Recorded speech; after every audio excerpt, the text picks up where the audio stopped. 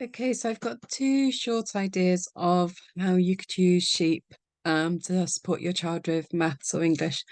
The first one is something I used to do quite a lot with mum when I was young, and that was we would grow cress. So what we'd do is we'd have some cotton wool. So draw a picture of a sheep on an outline on a piece of paper. Have a clump of cotton wool, and that will act as its body. So we've drawn the face. We might put some cotton wool here, we'll put some cotton wool here, a little bit for the tail maybe, or you may just draw on the tail and then your four legs.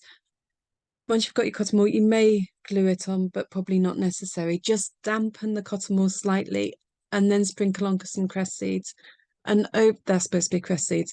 And over the next few days, your sheep will start to grow cress coming out of his tummy. So bit of an obscure idea, but that was my first thoughts for sheep was to use the body to grow cress, and you can then look at the cycle of growing the seed and then watching it grow and all the vocabulary and stuff that comes with growth, and your child potentially understanding where things like cress and that come from.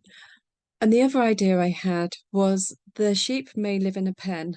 So what you could do is draw the outline of different shapes, and you could set about with a ruler and measure them. So, and then you can start talking about words such as perimeter, which is the external shape of which is the external size of the shape, edge, the external edge of a shape. So it would be this line here.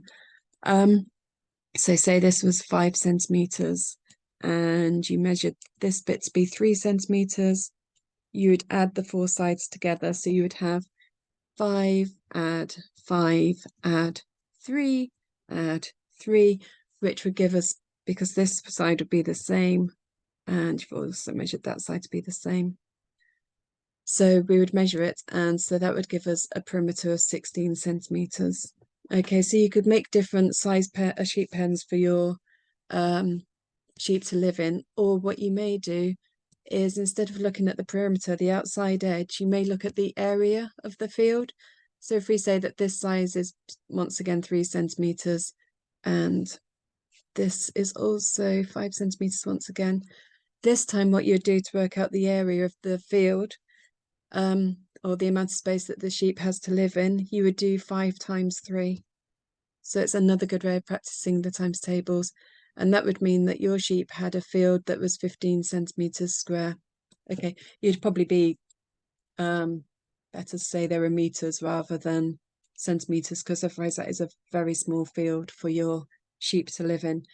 But that's another option for something you could do when looking at using sheep to support your child with their maths. So although that's short and only a couple of very brief ideas, I hope it's something that you can work with to support your child and have fun to help them learning.